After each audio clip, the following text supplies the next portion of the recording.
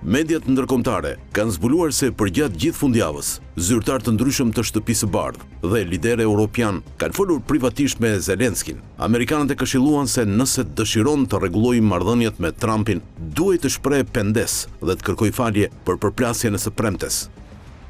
Në intervistën për Fox News, pas takimit me Trump, Zelenski nuk e pranoi ofertën për të kërkuar falje, por me manovrat tipike të Trumpit, përfaqësuesit e tij ushtruan një presion të jashtëzakonshëm që arriti kulmin me ndërprerjen e ndihmës ushtarake brenda NATO-s, një ndryshim tronditës në politikën e jashtme dhe vlerat gjeopolitike të Amerikës. Për të përmirësuar marrëdhënia me SBA-n, ndërhyn dhe liderët evropian. Ata e këshilluan se ndikimi i vendimit të Trump për të prerë ndihmën ushtarake është aq serioz, saqë duhet të bëjë një hap pas.